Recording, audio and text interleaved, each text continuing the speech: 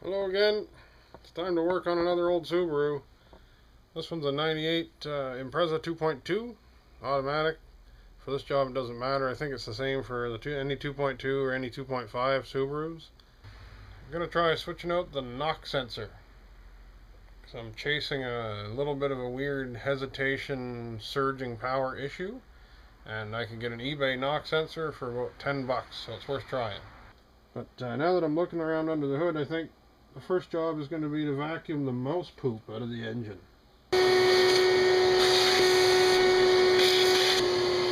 Let me see if I can show you exactly where that is. That's the throttle body here, firewall there. Look way down in.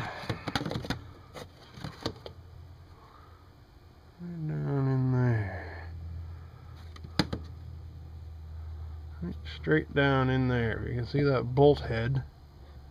It's just directly under my finger there. That's the knock sensor. Let's see if a 12 mil will fit it. Fits.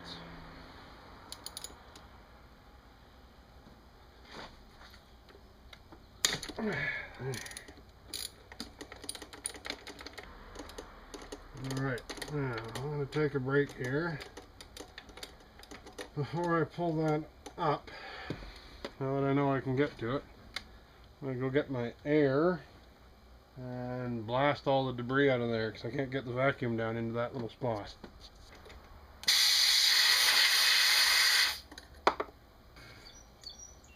Hey. So that's the old knock sensor. Now, a lot of the time, legend has it in Subaru world that these plastic housings get all cracked.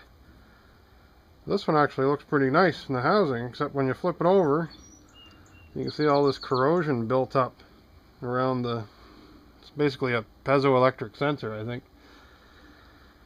There's all this corrosion built up around inside the housing, and that apparently can affect them as well. There you go, old and new.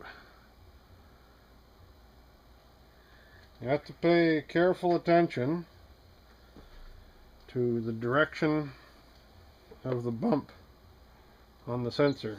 Like this one was in here basically this angle.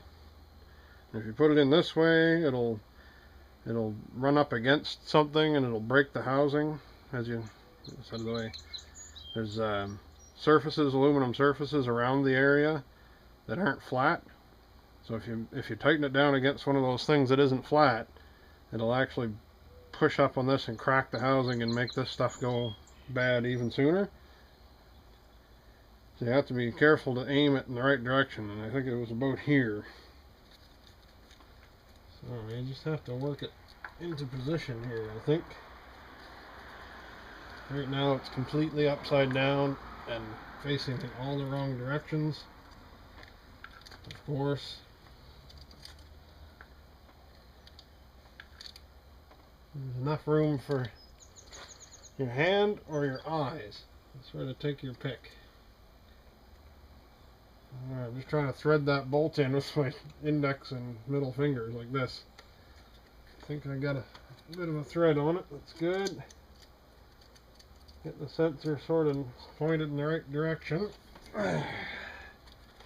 This is one of those things that would take literally 30 seconds if it was exposed somewhere you could reach. I believe the factory torque spec on these is about 17 foot-pounds.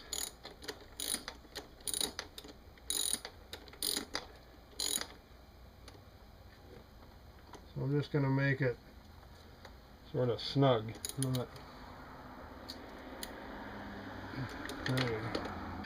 Fire up the car and see if I get a code or anything.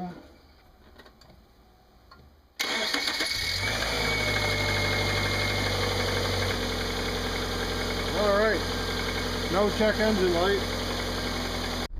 Well, I'm going to tell you, pretty happy with that. Just turning around here and I'll stick the window up. Just kind of threw a gorilla pod on the dash. massive performance. This throbbing 2.2 liter.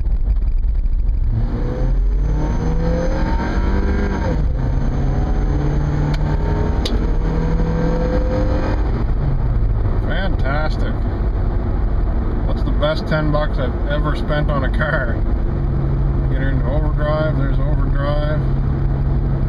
Pulling along smoothly in overdrive like it should.